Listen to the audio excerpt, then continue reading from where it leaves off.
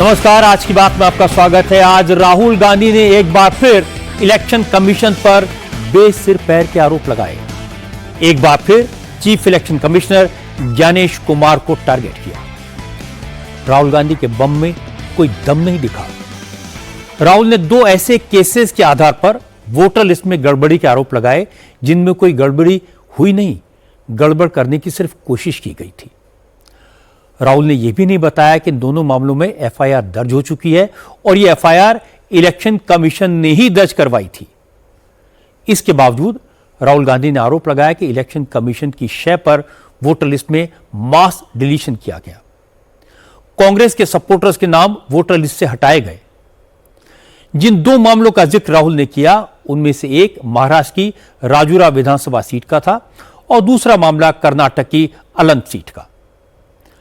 राहुल का दावा है कि हजारों लोगों के वोट काटने की ऑनलाइन एप्लीकेशन फाइल कर दी गई और 6000 लोगों के नाम कट गए। राहुल ने यह भी कहा कि यह काम कांग्रेस के उम्मीदवारों को हराने के लिए किया गया। लेकिन असल बात यह है कि कर्नाटक की अलंत सीट से तो कांग्रेस का कैंडिडेट चुनाव जीता। जहां तक अलंत में चुनाव का सवाल है, वहां वोटर लिस्ट से किसी का नाम नहीं कटा। सवाल यह कि जब वोट कटे नहीं तो साजिश कैसे हो गई? एफआईआर भी इलेक्शन कमीशन ने दर्ज कराई तो इलेक्शन कमीशन का क्या कसूर? क्या इलेक्शन कमीशन ने अपने खिलाफ पुलिस में शिकायत दर्ज कराई? और सबसे बड़ा सवाल है, क्या ऑनलाइन कोई भी किसी का भी वोट काट सकता है? इन सारी बातों की चर्चा करेंगे। राहुल ने जो आरोप लगाए उनका इलेक्शन कमीशन ने क्या जवाब दिया, यह भी मैं आपके साथ शेयर करूंगा। लेकिन पहले यह दिखा देता हूं कि राहुल ने किस अंदाज में इलेक्शन कमीशन पर क्या क्या आरोप लगाए। राहुल गांधी चुनाव आयोग पर आरोपों की नई किश्त का पूरा प्रेजेंटेशन बनाकर लाए थे। गवाह भी थे, लाइट, कैमरा, माइक, सब कुछ था। राहुल ने 2 असेंबली सीट्स के डेटा के स्लाइड्स दिखाए। दावा किया कि महाराष्ट्र के राजुरा विधानसभा सीट में 6850 वोट जोड़ने और कर्नाटक की अलंत सीट पर 6018 वोटर के नाम काटने की कोशिश की गई। राहुल ऐसे लोगों को साथ लेकर आए थे जिनके नाम वोटर लिस्ट से काटने की एप्लीकेशन दी गई थी, जिनके नाम से अप्लाई किया गया था। राहुल ने कहा जिनके नाम से वोट डिलीट करने के लिए अप्लाई किया गया उनका कहना है कि उन्होंने अप्लाई नहीं किया। जिनका वोट काटने के लिए अप्लाई किया उनका कहना है कि वो अपना वोट खुद क्यों कटवाएंगे। उन्होंने पूछा ये काम कौन कर रहा था, किसके इशारे पर कर रहा था, और इसके बाद राहुल ने फैसला सुना दिया। कहा चुनाव आयोग जानबूझकर कांग्रेस के सपोर्टर्स के वोट कटवा रहा है। राहुल ने कुछ फोन नंबर्स भी दिखाए और कहा कि कर्नाटक के बाहर से इन फोन नंबर्स से वोट डिलीट किए गए। राहुल ने कहा पहले उन्हें वोट चोरी के सबूत खुद जुटाने पड़ रहे थे, अब इलेक्शन कमीशन के अंदर के लोग उनकी मदद करने लगे। और इसके बाद राहुल असली बात पर आए। उन्होंने chief election commissioner Gyanesh Kumar का नाम लेकर उन पर वोट चोरी का इल्जाम लगाया। राहुल ने कहा कि ज्ञानेश कुमार का काम अब चुनाव कराना नहीं बल्कि वोटों की चोरी को सुरक्षा कवच देना है। इसीलिए वोट चोरी की जांच कर रही कर्नाटक की सीआईडी को चुनाव आयोग ने सहयोग नहीं किया। चीफ इलेक्शन कमीशन के बारे में मैंने बोला कि ये व्यक्ति वोट चोरों की रक्षा करता है। जो भी मैं यहां बोल रहा हूं 100% प्रूफ के साथ, सबूत के साथ बोल रहा हूं। ठीक है। और मैं अभी आपको दिखाना चाहता हूं कि मैं ये शब्द क्यों बोल रहा हूं और किस बेसिस पे बोल रहा हूं। आपको अपनी आंखों से ये दिखेगा। कर्नाटका सीआईडी ने केस चालू किया कि वोटर कौन है, ये फोन किसके हैं, ये आईपी एड्रेस क्या है, ओटीपी कहां गया, इन चीजों के बारे में इन्वेस्टिगेशन शुरू होती है। कर्नाटक सीआईडी ने हिंदुस्तान के इलेक्शन कमीशन को 18 चिट्ठियां लिखी। हमें आप ये इंफॉर्मेशन दीजिए, बिल्कुल क्लियर है। डेस्टिनेशन आईपी दीजिए, डिवाइस डेस्टिनेशन पोर्ट दीजिए, ओटीपी ट्रेल दीजिए, फोन नंबर्स दीजिए, फोन नंबर्स के मालिकों के नाम दीजिए। क्लियरली पूछा है, नो आंसर। फरवरी 23 में इन्वेस्टिगेशन शुरू होती है। मार्च 23 में कर्नाटका सीआईडी चिट्ठी लिखती है ईसीआई को कि हमें सारे डिटेल्स दे दीजिए। अगस्त में इनकंप्लीट डिटेल दी जाती है, जिससे कोई इन्वेस्टिगेशन आगे नहीं बढ़ेगा। राहुल गांधी ने जो कुछ अपनी प्रेस कॉन्फ्रेंस में कहा, जो कुछ सबूत दिखाए, ये सारी बातें अब से कुछ दिन पहले हिंदू न्यूज़पेपर में छप चुकी हैं। उस रिपोर्ट में यही सारी बातें कही गई थी और इलेक्शन कमीशन ने इन सारे इल्जामात का फैक्ट चेक किया है। आज भी राहुल की प्रेस कॉन्फ्रेंस के फौरन बाद इलेक्शन कमीशन ने सारे आरोपों के जवाब दे दिए। इन सारे इल्जामात को गलत, भ्रामक और बेबुनियाद बताया। राहुल का पहला आरोप है कि अलन सीट पर ऑनलाइन एप्लीकेशन के जरिए 6000 वोट काटे गए। इलेक्शन कमीशन ने कहा कि ऑनलाइन वोट काटने का कोई ऑप्शन ही नहीं है। इंटरनेट के जरिए किसी का वोट काटा ही नहीं जा सकता। राहुल गांधी ने कहा कि 6000 से ज्यादा वोट काटे गए। इलेक्शन कमीशन ने कहा एक भी जेन्युइन वोट नहीं कटा। हालांकि इलेक्शन कमीशन ने माना इस तरह की कोशिश जरूर की गई थी, लेकिन अपराधी इस कोशिश में कामयाब नहीं हुए। चुनाव आयोग ने यह गड़बड़ी पकड़ी थी और तुरंत इस मामले में एफआईआर दर्ज करवाई थी। इलेक्शन कमीशन ने कहा किसी भी वोटर का नाम ऑनलाइन डिलीट किया ही नहीं जा सकता। नाम डिलीट करने से पहले वोटर को अपना पक्ष रखने का मौका दिया जाता है। बाद में कर्नाटक के मुख्य चुनाव अधिकारी ने इस पर और क्लैरिटी दी।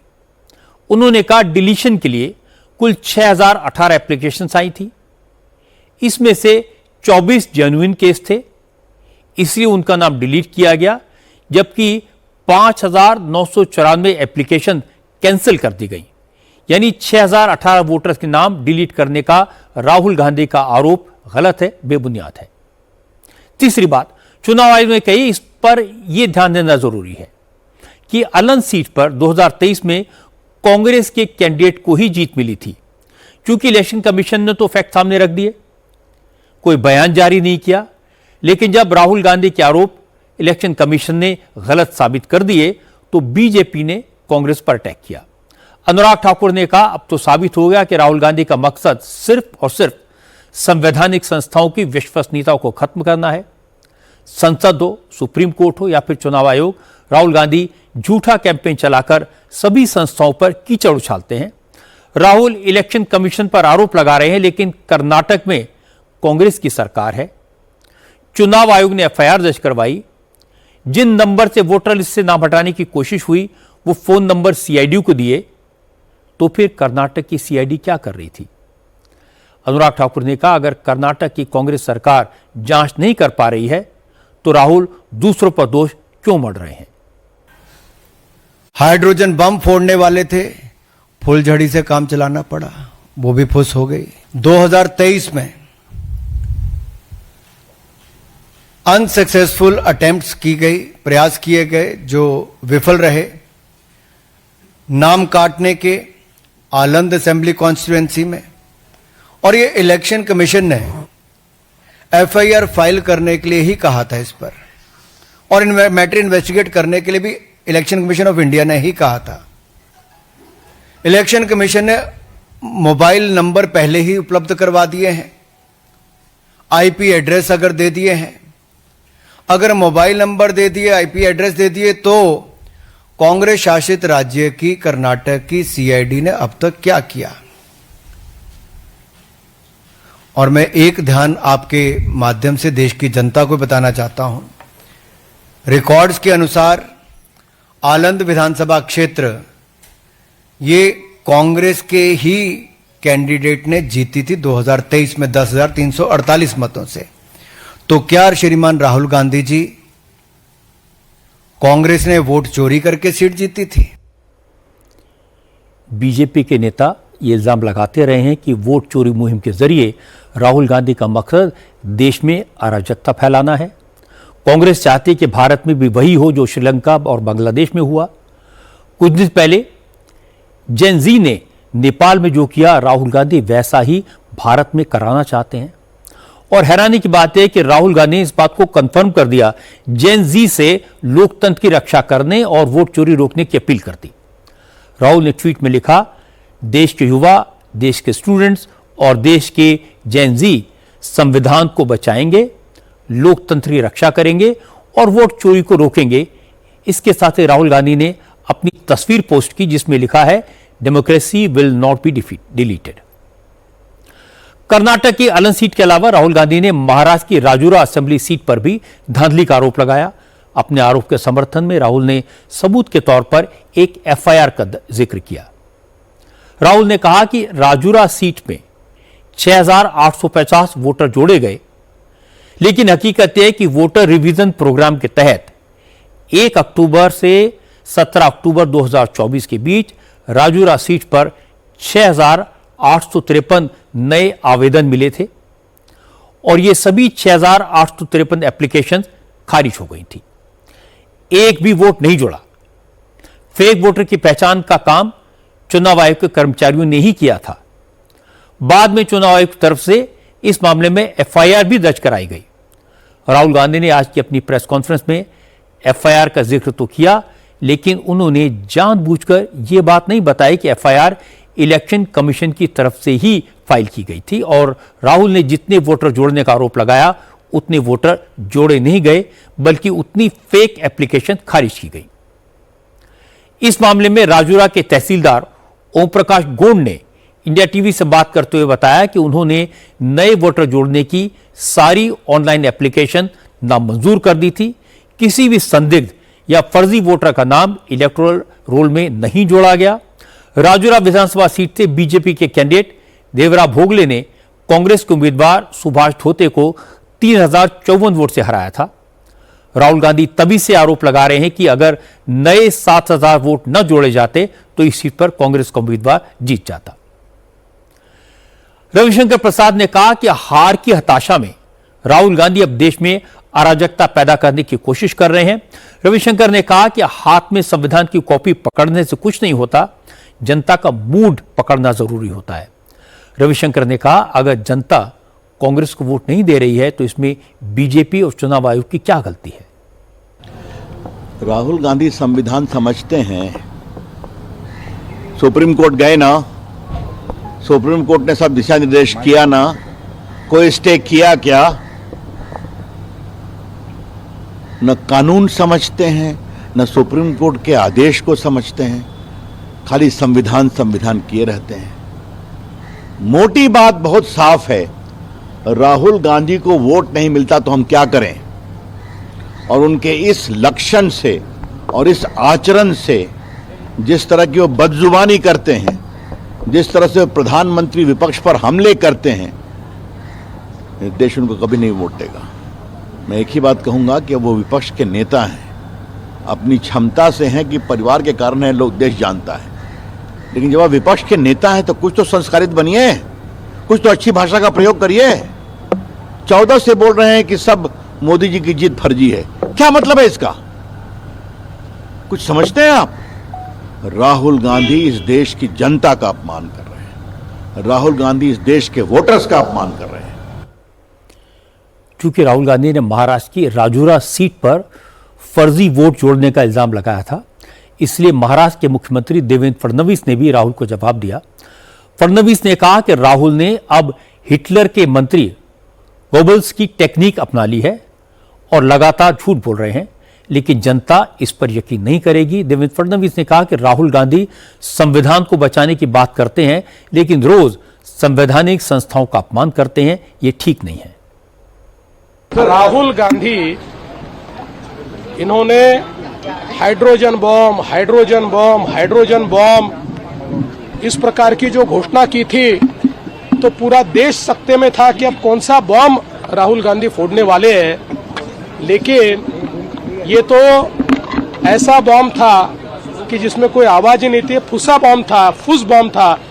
इससे पहले राहुल गांधी जी को इलेक्शन कमीशन ने कई नोटिसेस दिए कि आपके पास अगर कोई सबूत है तो लाकर पेश कीजिए। वो कभी गए नहीं, न्यायालय के सामने वो सबूत लेकर जाते नहीं, कहीं पर भी वो सबूत देते नहीं है, लेकिन बोलते ऐसे मानो सारी चीजें उनके पास हो। राहुल गांधी ये लगातार झूठ बोल रहे हैं।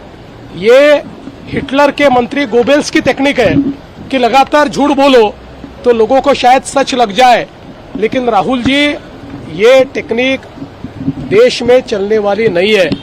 मैं ये मानता हूं कि इस प्रकार से रोज झूठ बोलकर वे भारत के संविधान का अपमान करते, भारत के संविधान ने जो न्यायालय तैयार किया उस न्यायालय का अपमान करते, भारत के संविधान ने इलेक्शन कमीशन जैसी संस्था तैयार की उसका अपमान करते और एक प्रकार से पूरे संवैधानिक ढांचे का अपमान ये राहुल गांधी कर रहे हैं। मैंने कुछ दिन पहले आपसे कहा था, नेपाल में लगी आग की लपटों में हमारे यहां के कुछ लोगों को कुर्सी की झलक दिखने लगी है। आज राहुल गांधी की आरजू जुबा पर आई गई। उन्होंने जेन जी का नाम लिख ही दिया। वोट चोरी के फर्जी नैरेटिव का इस्तेमाल अब युवाओं को उकसाने के लिए किया जाएगा। जैसे ही राहुल गांधी ने प्रेस कॉन्फ्रेंस खत्म की, सोशल मीडिया पर एक बड़े ग्रुप ने प्लान तरीके से कैंपेन करना शुरू कर दिया। यह अलग बात है कि इलेक्शन कमीशन ने 4 सेंटेंसेस में इस कैंपेन की हवा निकाल दी, पर असल बात न तो वोटर लिस्ट की है न इलेक्शन कमीशन की। मकसद तो किसी तरह नरेंद्र मोदी को हटाना है, इसीलिए कहीं पे निगाहें कहीं पे निशाना है। पर यह नैरेटिव खड़ा करने की कोशिश करने वाले भूल गए ये बदला हुआ भारत है। हमारे लोग चाहे नए जमाने के हों या पुराने के, झूठ पर विश्वास नहीं करते और सच का सामना करने से नहीं डरते। वो जानते हैं कि कब कब किसकी सरकार ने कितना काम किया। उन्हें मालूम है किसने उनसे क्या छीना और किसने उनको क्या दिया। आज राहुल गांधी पर direct attack home minister Amit Shah ने भी किया। अमित शाह ने कहा कि राहुल गांधी आजकल वोट चोरी का प्रोपेगेंडा फैलाकर घुसपैठियों के वोट बैंक को बचाने की कोशिश कर रहे हैं। अमित शाह 2 दिन के बिहार दौरे पर आज पटना पहुंचे और पटना में अमित शाह ने पहले मुख्यमंत्री नीतीश कुमार से मुलाकात की। मौर्य होटल में दोनों नेताओं के बीच बंद कमरे में मीटिंग हुई। इस मीटिंग में बिहार के डिप्टी चीफ मिनिस्टर सम्राट चौधरी, बिहार सरकार में मंत्री विजय चौधरी, जेडीयू के कार्यकारी अध्यक्ष संजय झा, बिहार बीजेपी के अध्यक्ष दिलीप जायसवाल और बिहार बीजेपी के प्रभारी विनोद तावड़े मौजूद थे। इस मीटिंग के बाद अमित शाह ने रोहतास के डेरी आंसौन में 10 जिलों से आए बीजेपी के 2500 कार्यकर्ताओं के साथ मीटिंग की।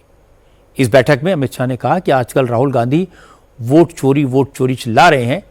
कुछ दिन पहले बिहार में वोट अधिकार यात्रा भी करके गए हैं, लेकिन हकीकत यह है कि बांग्लादेशी घुसपैठियों को बचाने की यात्रा थी, क्योंकि घुसपैठी ही कांग्रेस का वोट बैंक है। अमित शाह ने कहा कि राहुल गांधी और उनके दोस्त ये सुन लें, बीजेपी घुसपैठियों को बिहार के लोगों के हकों पर डाका नहीं डालने देगी। बीजेपी घुसपैठियों को देश से बाहर निकाल कर ही दम लेगी। अभी ये राहुल बाबा यात्रा कर गए। यात्रा का विषय था जो बांग्लादेश से घुसपैठिए आए हैं उनको बचाने का विषय था। यहां इतने सारे लोग हैं, आप किसी का वोट कटा है क्या? अरे जोर से बोलो, कटा है क्या? तो किसका कटा है?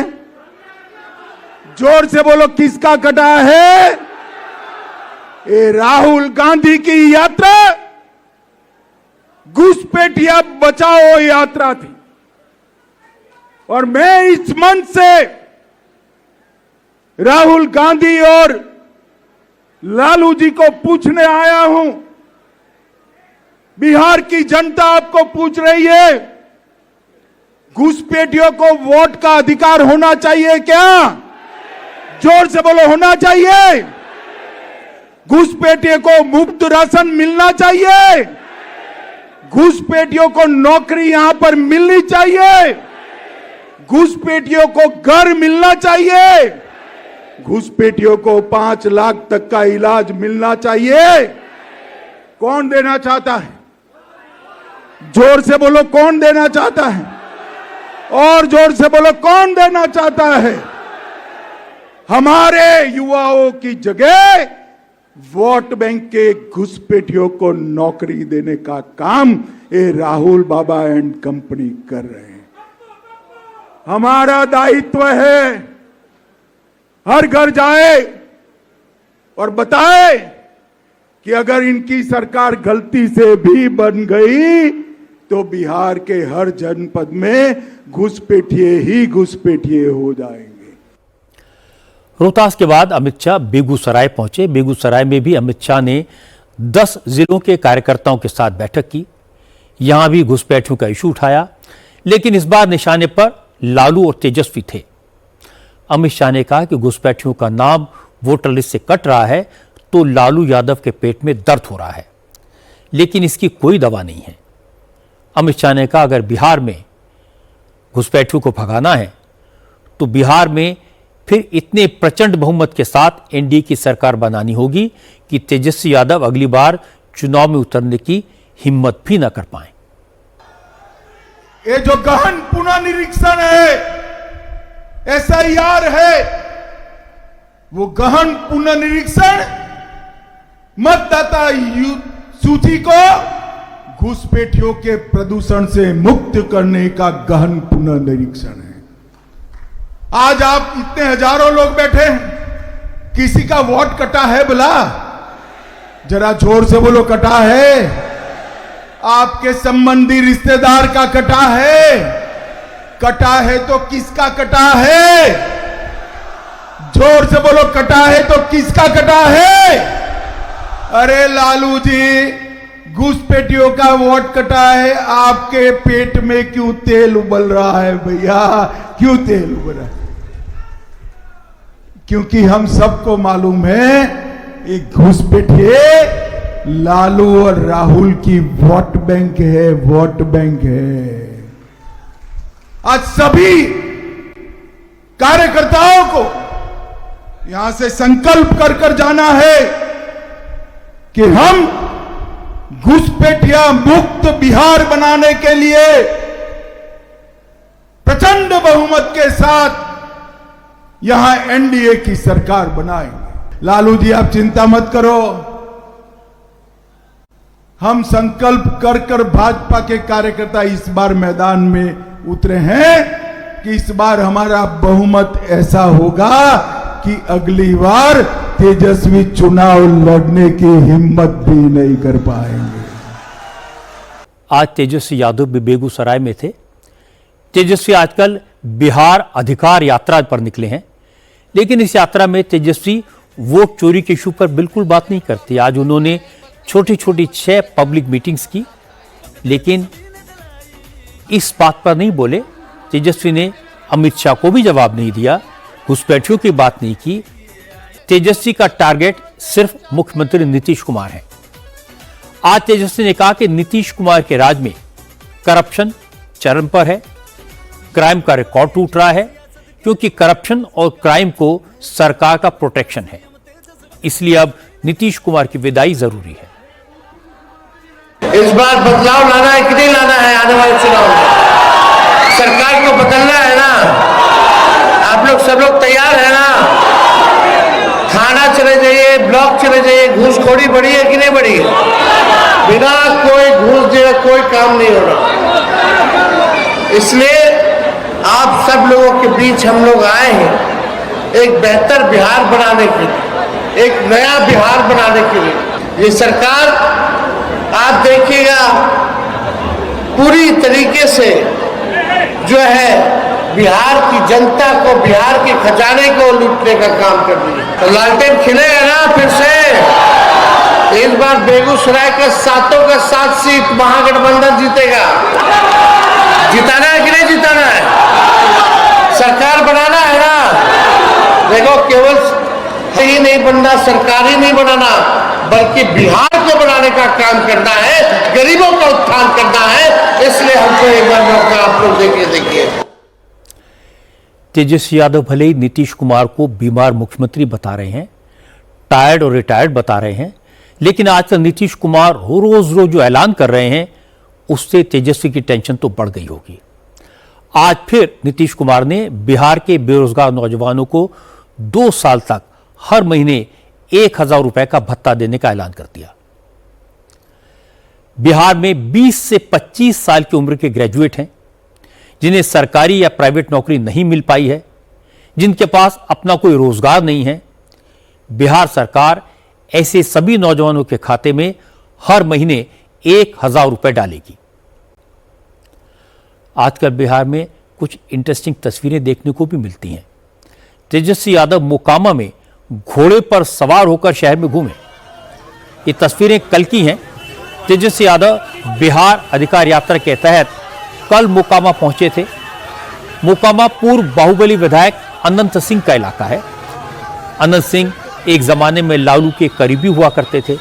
पिछले चुनाव में उनकी वाइफ मोकामा से आरजेडी के टिकट पर चुनाव जीती थी, लेकिन अब अनंत सिंह एनडीए के साथ हैं, नीतीश कुमार के साथ हैं। इसलिए तेजस्वी जब मोकामा पहुंचे तो उन्होंने घोड़े पर सवार होकर यात्रा निकाली, क्योंकि अनंत सिंह अक्सर अपने इलाके में घोड़े पर सवार होकर ही घूमते हैं। मोकामा में तेजस्वी के निशाने पर अनंत सिंह थे।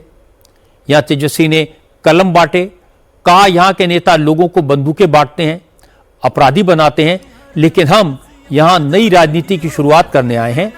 अगर आरजेडी की सरकार बनी तो मोकामा के हर पढ़े लिखे नौजवान को सरकारी नौकरी देंगे। तेजस्वी ने अनंत सिंह का नाम लिए बिना कहा, पिछली बार उन्होंने अनंत सिंह की पत्नी को मौका दिया था, लेकिन उन्होंने गद्दारी की।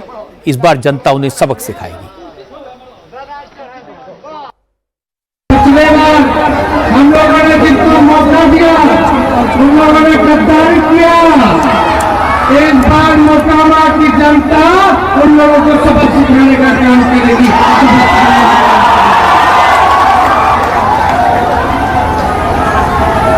यही सरकार जेल निकलवाती है, यही सरकार निकलवाती है अपने फायदा के लिए। लेकिन अब तेजस्वी जब आएगा तो कोई अपराधी नहीं बचने वाला है, कोई अपराधी नहीं बचने वाला है। लालू जी आज तक भाजपा से डरे नहीं, झुके नहीं। लालू जी का लड़कों में डराएगा, अच्छे अच्छों को देखा जाएगा। अभी जितना एक गोली चलाना चलाओ, लेकिन तेजस्वी एक हिसाब रखते हुए एक हिसाब रखते हुए। मोकामा में तेजस्वी घोड़े पर घूमे, इस पर अनंत सिंह ने कुछ नहीं कहा, लेकिन जेडीयू के नेता आनंद मोहन ने तेजस्वी पर तंज किया। आनंद मोहन ने कहा कि घोड़े पर बैठकर तेजस्वी भले ही दबंगई दिखा रहे हों, लेकिन इसका कोई फायदा नहीं होगा। चुनाव में जनता तेजस्वी को पैदल कर देगी। अब क्या कहिएगा, हम लोग घूमे तो बड़ी आलोचनाएं होंगी, है ना। ये अपनी दिखाना चाहते हैं उस इलाके में, ग्रामीण क्षेत्रों में अपनी दबंगता यही साबित करना चाहते होंगे। लेकिन अब एक तरफ दबंगता दिखाते हैं और दूसरी तरफ कलम बांटते हैं। तो चलिए, इतना तो परिवर्तन हुआ कि लाठी हिलावन तेल पिलावन से अब कलम पर आए हैं, है ना। इसमें कोई शक नहीं कि चुनाव में तेजस्वी यादव बहुत मेहनत कर रहे हैं, लेकिन तेजस्वी के सामने बड़ी मुश्किल यह है कि परिवार के अपने लोग ही उन पर अटैक करने लगे हैं। बड़े भाई तेज प्रताप के बाद आज तेजस्वी की बहन रोहिणी आचार्य ने सार्वजनिक तौर पर नाराजगी का इजहार किया। नाराजगी है आरजेडी के राज्यसभा सांसद संजय यादव की तेजस्वी यादव से करीबी को लेकर। संजय यादव तेजस्वी के करीबी हैं, विश्वस्त हैं, उनके सलाहकार हैं। बिहार अधिकार यात्रा में तेजस्वी के साथ साथ चल रहे हैं। इसी यात्रा के दौरान संजय यादव उस बस की फ्रंट सीट पर बैठे नजर आए जिस पर आमतौर पर तेजस्वी बैठते हैं। तेजस्वी की सीट पर बैठे संजय यादव की फोटो पोस्ट करके रोहिणी आचार्य ने लिखा, फ्रंट सीट हमेशा शीर्ष के नेता के लिए होती है, उनकी एब्सेंस में भी किसी को उस सीट पर नहीं बैठना चाहिए। अगर कोई अपने आप को शीर्ष नेतृत्व से ऊपर समझ रहा है तो अलग बात है। तेज प्रताप यादव भी संजय यादव का नाम लिए बिना उन पर निशाना साधते रहते हैं, उन्हें जयचंद कहते रहते हैं। अब रोहिणी आचार्य भी उन्हें लेकर नाराजगी जाहिर करने लगी हैं। रोहिणी ने संजय यादव पर निशाना साधा तो जेडीयू को मौका मिल गया। जेडीयू के प्रवक्ता नीरज कुमार ने कहा, एक बहन अपने भाई के राजनीतिक वजूद के लिए आवाज उठा रही है, इसलिए अब इस पर लालू यादव को फैसला करना चाहिए। राजद का आंतरिक मामला है, लेकिन महत्वपूर्ण पक्ष यह है कि जिस बेटी ने किडनी देकर अपने पिता के प्राण रक्षा की गुहार की, उसे अपने भाई के राजनीतिक वजूद पर खतरा नजर आया। भाई बहन का पवित्र संबंध होता है। बहन ने अपनी आंतरिक पीड़ा व्यक्त की। गेंद लालू जी आपके पाले में है कि क्या वह बिटिया जिसने किडनी दान करके आपकी प्राण रक्षा की, अपने भाई के राजनीतिक जीवन रक्षा के लिए वह परेशान है? क्या न्याय की गुहार वह लगा रही है? क्या न्याय की गुहार में आप पारिवारिक न्यायाधीश हैं? आपके मुखार वृंद से निर्णय सुनना चाहते हैं आपके परिवार के लोग। आज तेजस्वी यादव अनंत सिंह को खूंखार, क्रिमिनल, बंदूक बांटने वाला बता रहे हैं, लेकिन मोकामा के लोग पूछ सकते हैं कि अनंत सिंह को नेता किसने बनाया? पिछले इलेक्शन में जब अनंत सिंह जेल में थे तो अनंत सिंह की वाइफ को टिकट किसने दिया? इस वक्त अनंत सिंह की वाइफ किस पार्टी के विधायक हैं? इसलिए आरजेडी के नेता अगर अपराध और कानून पर बोलेंगे तो बीजेपी को काउंटर अटैक का पूरा मौका मिलेगा। दूसरी बात यह कि जब तक पार्टी और परिवार की कमान पूरी तरह लालू यादव के हाथ में थी, तब तक घर के झगड़े सड़क पर नहीं आते थे, लेकिन अब ऐसा नहीं है। तेज प्रताप पहले ही तेजस्वी के खिलाफ मोर्चा खोल चुके हैं। आज रोहिणी आचार्य ने भी पब्लिकली अपनी नाराजगी जाहिर कर दी। ये तेजस्वी के लिए अच्छे संकेत नहीं है। आज योगी आदित्यनाथ ने प्रधानमंत्री नरेंद्र मोदी को दिवाली गिफ्ट के लिए थैंक यू कहा। योगी ने कहा कि जीएसटी रिफॉर्म देश के लोगों के लिए नरेंद्र मोदी का दिवाली गिफ्ट है। इस गिफ्ट का सबसे ज्यादा फायदा उत्तर प्रदेश को होगा, क्योंकि यूपी की पॉपुलेशन सबसे ज्यादा है। योगी ने कहा कि जीएसटी से टैक्स कलेक्शन बढ़ा है, सरकारी खजाने में ज्यादा पैसा आने लगा है, इससे गरीबों के भले के लिए ज्यादा योजनाएं बनाने में मदद मिल रही है। इंफ्रास्ट्रक्चर डेवलपमेंट के लिए पैसे की अब कोई कमी नहीं है। अब प्रधानमंत्री ने जीएसटी में जो रिफॉर्म किए हैं वो क्रांतिकारी हैं, क्योंकि इससे हर वर्ग को फायदा मिलेगा। गरीब के लिए रोजमर्रा की चीजें सस्ती हो जाएंगी और दिवाली पर लोग खुलकर खरीदारी कर पाएंगे। इन रिफॉर्म से देश की अर्थव्यवस्था को कम से कम 2 लाख करोड़ का फायदा मिलेगा। योगी ने कहा यह सिर्फ एक टैक्स रिफॉर्म नहीं है, बल्कि देश की इकोनॉमी को नई ऊंचाई देने वाला अभियान है। आदरणीय प्रधानमंत्री जी ने देश के स्वतंत्रता दिवस के अवसर पर देशवासियों के सामने टैक्स यानी टैक्स रिबेट के बारे में जो चर्चा की थी और रिफॉर्म के बारे में जो चर्चा की थी, मात्र 20 दिन के अंदर उसके परिणाम प्राप्त हो गए और अब 22 सितंबर से लागू भी हो रहे हैं। मुख्य रूप से यह अब तक के टैक्स रिफॉर्म का एक बहुत बड़ा अभियान का हिस्सा है और यह आदरणीय प्रधानमंत्री जी का देशवासियों के प्रति को दीपावली का गिफ्ट भी है।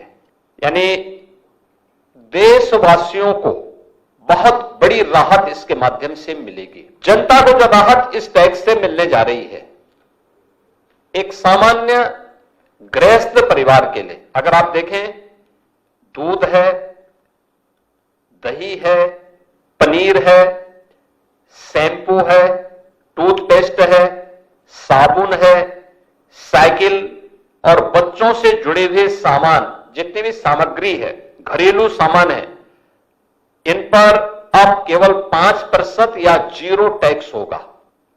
इससे रोजमर्रा के खर्च में जो लोगों की पूंजी है उसमें बचत होगी, लेकिन साथ साथ लोगों की खपत की कैपेसिटी बढ़ेगी। व्यक्ति ज्यादा खरीद सकता है। यानी रसोई से लेकर के, एक किसान से लेकर के, घर के निर्माण से लेकर के और बड़े बड़े हाईवे और इंफ्रास्ट्रक्चर के डेवलपमेंट के साथ साथ अपने कारोबार को आगे बढ़ाने वाले उद्यमियों के लिए भी इसका भारी लाभ होने वाला है और इसके माध्यम से लगभग 2 लाख करोड़ रुपए से अधिक का भारत की अर्थव्यवस्था में ग्रोथ होने की संभावना भी है। आज फाइनेंस मिनिस्टर निर्मला सीतारमण ने भी कहा कि जीएसटी में रिफॉर्म का तोहफा भले ही दिवाली से पहले मिला हो, लेकिन प्रधानमंत्री नरेंद्र मोदी ने इसकी तैयारी पिछले साल दिवाली के बाद ही शुरू कर दी थी। निर्मला सीतारमण आज कोलकाता में थी। कोलकाता में उन्होंने बताया कि प्रधानमंत्री मोदी ने 8 महीने पहले ही जीएसटी स्लैब में सुधार के निर्देश दे दिए थे। मोदी ने साफ साफ कहा था कि स्लैब्स ऐसे होने चाहिए जिससे कोई कंफ्यूजन ना हो और जो रोजमर्रा के इस्तेमाल की चीजें हैं वो सस्ती हो जाएं। निर्मला ने कहा उन्होंने मोदी के निर्देशों का पालन किया, राज्यों ने भी इसमें सहयोग किया, इसीलिए वो राज्य सरकारों को शुक्रिया करना चाहती हैं। There was a time about 8 months ago, Honorable Prime Minister invited me and said, look, I want you to do something about GST. So what was the need for us to review? The need for us to review was, first of all, we didn't want 4 rates. But were we ready to get into one rate situation as yet? Not yet. Maybe sometime in future. So we brought together the entire set of commodities and understood it from 5 different parameters. One, is it going to help the poor, the middle class? Second parameter was, will it help the middle class to meet their aspirations? The third was, will it help farmers? The fourth filter was, if it is going to help the MSMEs. And the last category, the fifth one which we used while reviewing, was for the sake of the larger economy. And therefore the review looked at these 5 things, and wherever the answer was yes, it will benefit, we have brought the items down.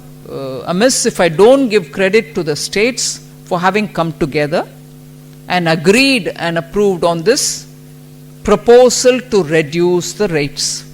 So to that extent, I am grateful to everybody. I wrote personalized letter to every one of the finance ministers who are sitting in the council, irrespective of party or affiliations of any sort, and thanked them for having played a very constructive role, because Indian people need this reduction now. GST के reform की timing बहुत important है। Festival season है, ये वो time है जब लोग खरीदारी करते हैं। जीएसटी के रेट कम होने से सबसे पहला फायदा होगा, टैक्स कम होंगे, चीज़ें सस्ती होंगी, लोग ज़्यादा खरीदारी करेंगे, खपत बढ़ेगी, फैक्ट्रीज में मैन्युफैक्चरिंग बढ़ेगी। इससे स्वदेशी को बढ़ावा मिलेगा, एक तरह का साइकिल बनेगा जो देश की अर्थव्यवस्था को और रफ्तार देगा, इकोनॉमी और तेजी से ग्रो करेगी। आज की एक और बड़ी खबर है कि देश के बड़े इंडस्ट्रियल ग्रुप अडानी समूह को बड़ी राहत मिली। गौतम अडानी को सिक्योरिटी एंड एक्सचेंज बोर्ड ने क्लीन चिट दे दी। सेबी ने शेयर्स में हेराफेरी करने और इनसाइडर ट्रेडिंग करने के आरोपों से अडानी ग्रुप को क्लीन चिट दे दी। अमेरिका की short seller company Hindenburg research ने गौतम अडानी और उनके ग्रुप की कंपनियों अडानी पोर्ट्स और अडानी पावर पर ऑफशोर फंडिंग के जरिए अपने ग्रुप में पैसे लगवाने और इनसाइडर ट्रेडिंग करने के आरोप लगाए थे। सेबी की जांच में ये सारे आरोप बेबुनियाद और झूठे साबित हुए। सेबी के मेंबर कमलेश चंद्र वार्ष्णेय ने अपने आदेश में कहा, अडानी ग्रुप पर शेयर्स के मैनिपुलेशन के जो आरोप लगाए गए थे उन्हें साबित करने वाला एक भी सबूत नहीं मिला। सारे आरोप निराधार पाए गए, इसलिए इस मामले में अडानी ग्रुप को क्लीन चिट दी जाती है। शॉर्ट सेलर हिंडनबर्ग ने जनवरी 2023 में अडानी ग्रुप के खिलाफ अपनी रिपोर्ट पब्लिश करके दावा किया था कि अडानी ग्रुप की कंपनियां इनसाइडर ट्रेडिंग कर रही हैं, स्टॉक मैनिपुलेशन करके शेयर प्राइस बढ़ा रही हैं। यह मामला सुप्रीम कोर्ट भी पहुंचा था। सुप्रीम कोर्ट ने स्पेशल इन्वेस्टिगेशन टीम बनाकर एसआईटी बनाकर मामले की जांच कराई थी। एसआईटी ने भी अडानी ग्रुप को हिंडनबर्ग के लगाए इल्जामात से क्लीन चिट दी थी, लेकिन सेबी शेयर मार्केट से जुड़े आरोपों की जांच कर रही थी। आज अडानी ग्रुप को सेबी ने भी क्लीन चिट दे दी। सेबी से क्लीन चिट मिलने के बाद अडानी ने इसे सच की जीत बताया। एक बयान में गौतम अडानी ने कहा कि उनकी कंपनी शुरू से ही कह रही थी कि हिंडनबर्ग के आरोप बेबुनियाद हैं, झूठे हैं। आज सेबी की क्लीन चिट से यह बात साबित हो गई। सेबी के अडानी को क्लीन चिट बिल्कुल क्लियर है, इसमें कोई इफ या बट नहीं है। हिंडनबर्ग के दावे झूठ निकले, अडानी ग्रुप की सारी ट्रांजैक्शंस को जेन्युइन करार दे दिया गया, न कोई फ्रॉड साबित हुआ, न फंड की साइफनिंग के कोई सबूत मिले। सारे फंड इंटरेस्ट के साथ रिटर्न कर दिए गए। सेबी को किसी नियम कानून में वायलेशन नहीं मिला। अडानी ग्रुप की कंपनियों को तो राहत मिल गई। अब सवाल है कि हिंडनबर्ग की फर्जी रिपोर्ट के कारण इन्वेस्टर्स को जो नुकसान हुआ उसका जिम्मेदार कौन है? फॉल्स नैरेटिव के कारण अडानी के शेयर्स में भारी गिरावट आई थी। हजारों इन्वेस्टर्स के करोड़ों रुपए डूब गए थे। कोई तो ऐसा तरीका होना चाहिए कि इन लोगों के नुकसान की भरपाई हो और नुकसान पहुंचाने वालों को सजा मिले। आज अमेरिका के साथ ट्रेड डील को लेकर भी अच्छी खबर आई। इस बात के संकेत मिले कि अमेरिका अगले 2 महीने में भारत पर लगा एडिशनल टैरिफ हटा सकता है और दोनों देशों की ट्रेड डील की बात भी नवंबर तक पूरी हो सकती है। भारत के चीफ इकोनॉमिक एडवाइजर वी अनंत नागेश्वरन ने कहा उन्हें उम्मीद है कि नवंबर तक सब फाइनल हो जाएगा। नागेश्वरन ने कहा कि पिछले कुछ हफ्तों के दौरान भारत और अमेरिका ने रिश्तों में आई खटास को दूर करने की कोशिश की है। दोनों देशों के बीच बातचीत शुरू हो गई है, इसलिए उम्मीद तो है कि नतीजा भी अच्छा होगा। नागेश्वरन ने कहा उन्हें लगता है कि 30 नवंबर तक अमेरिका भारत पर रूस से तेल खरीदने की वजह से लगाया गया 25% एडिशनल टैरिफ हटा लेगा। इसी हफ्ते भारत से ट्रेड डील पर बात कर रहे chief negotiator Brendan Lynch Delhi आए थे। उन्होंने भारत के चीफ नेगोशिएटर राजेश अग्रवाल से करीब 7 घंटे तक बात की थी। ट्रेड डील पर बातचीत का अगला दौर जल्दी शुरू होने की उम्मीद है। गौर करने वाली बात यह भी कि भारत पर लगे टैरिफ का नेगेटिव इंपैक्ट अमेरिका की इकोनॉमी पर भी पड़ रहा है। अमेरिका में बेरोजगारी और महंगाई बढ़ी है। इसके कारण कल ही अमेरिका के फेडरल रिजर्व को ब्याज दरों में 0.25% की कटौती करनी पड़ी। भारत के मुख्य आर्थिक सलाहकार नागेश्वरन ने कहा इन सभी बातों पर गौर करने के बाद ही वो ये कह रहे हैं कि आने वाले कुछ महीनों में टैरिफ का मसला हल हो जाएगा।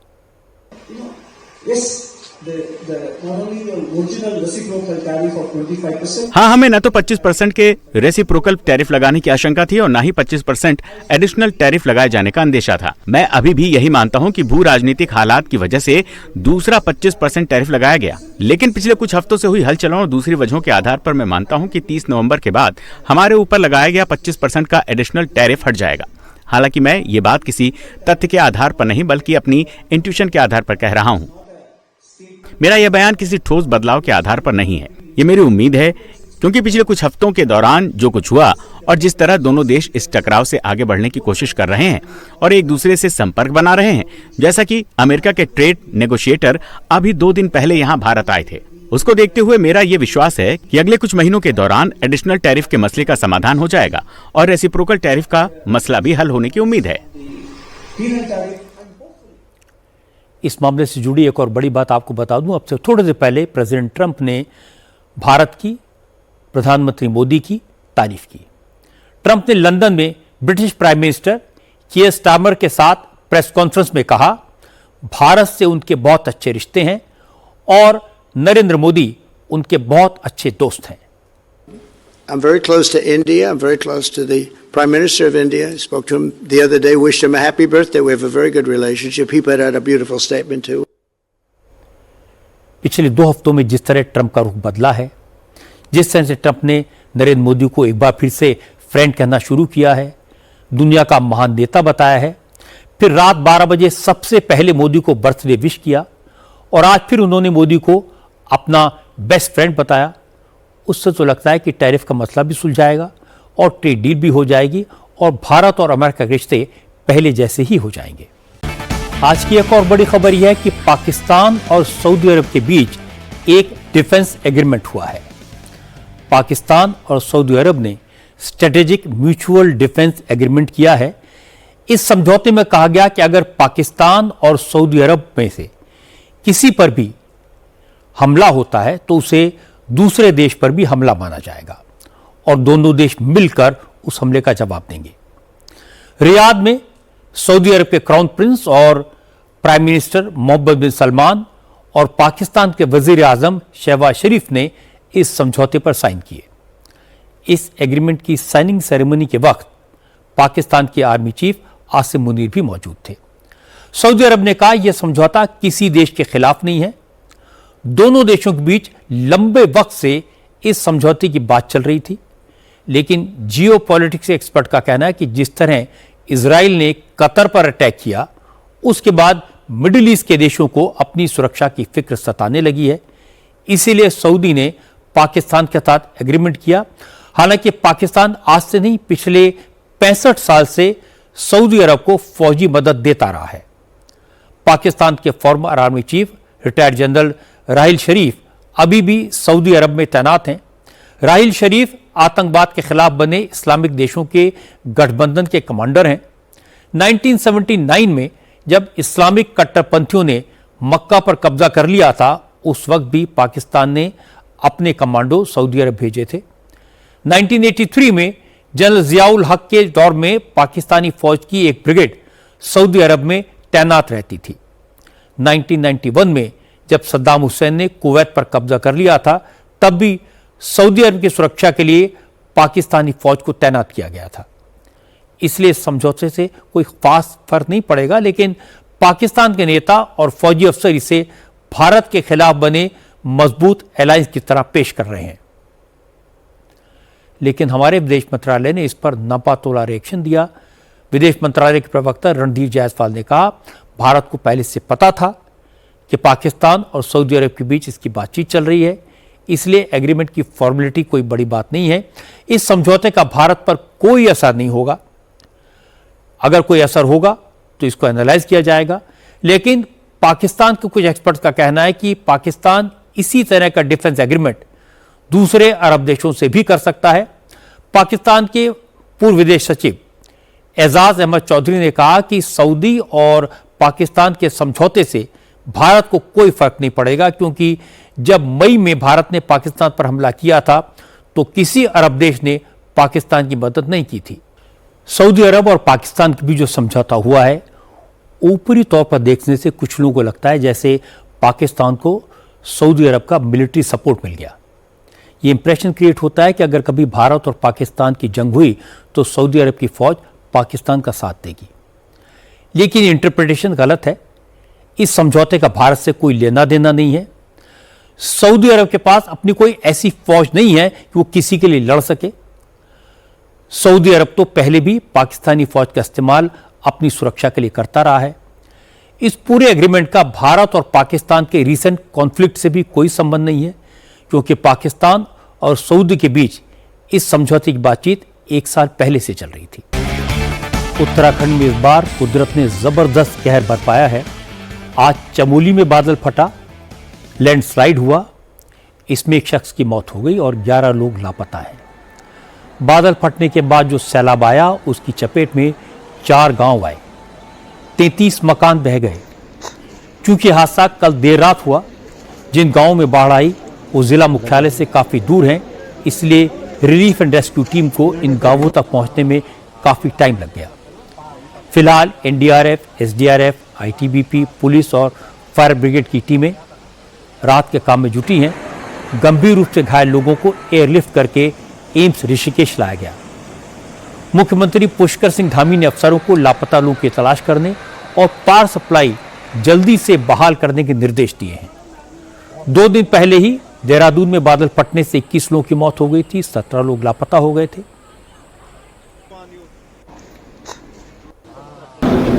देर रात्रि से चमोली जनपद के 4 स्थानों पर अलग अलग कुंत्रा लगा फाली में, कुंत्रा लगा सरपाणी में और शेरा और धुरमा में ये लगभग 33 मकान बादल फटने से और वहाँ भारी मात्रा में मलबा आने से पूरी तरह से क्षतिग्रस्त हो गए हैं। सभी बचाव करने वाले दल पहुँच गए हैं और भी अन्य जो लोग घायल हैं उनको कुछ लोगों को वहाँ पर अस्पतालों में पहुँचाया गया है और जो गंभीर रूप से घायल हैं उनके लिए चूँकि मौसम का इंतज़ार कर रहे थे और अभी एक विंडो मिल गई है तो उनको तत्काल वहाँ से एम्स शिफ्ट किया जा रहा है। एक बच्चा भी है जिसके सर में चोट लगी हुई है और अभी भी कुछ लोग वहाँ पर जो घरों में ही फंसे हुए हैं उनको निकाले जाने की कार्रवाई की जा रही है। लैंडस्लाइड की एक डराने वाली तस्वीर बद्रीनाथ हाईवे से भी आई है। लैंडस्लाइड में गढ़वाल से बीजेपी के सांसद अनिल बलूनी बाल बाल बचे। दरअसल अनिल बलूनी लैंडस्लाइड से प्रभावित लोगों से मिलने जा रहे थे। जैसे ही उनका काफिला बद्रीनाथ हाईवे पर उमटा इलाके के पास पहुंचा, पहाड़ से पत्थर गिरने लगे। खतरे को भांपकर अनिल बलूनी ने गाड़ियों को रोक दिया और उसके कुछ ही सेकंड बाद जबरदस्त लैंडस्लाइड हुआ। अनिल बलूनी ने इस घटना का वीडियो शेयर किया और लिखा, उत्तराखंड में इस वर्ष आई भीषण आपदा और लैंडस्लाइड ने इतने गहरे घाव दिए हैं जिन्हें भरने में बहुत समय लगेगा। अनिल बलूनी ने कहा कि भयानक हालात को खुद उन्होंने अपनी आंखों से देखा। ऐसे मुश्किल हालात में एनडीआरएफ और एसडीआरएफ के जवान जिस शिद्दत के साथ रात के काम में लगे हैं, उसकी जितनी प्रशंसा की जाए कम है। इस बार भारी बारिश और लैंडस्लाइड के कारण उत्तराखंड, हिमाचल और पंजाब में बहुत बड़ा नुकसान हुआ है। हजारों लोग बेघर हो गए हैं। ऐसे मुश्किल वक्त में सबको मिलकर बाढ़ प्रभावितों की मदद करनी चाहिए।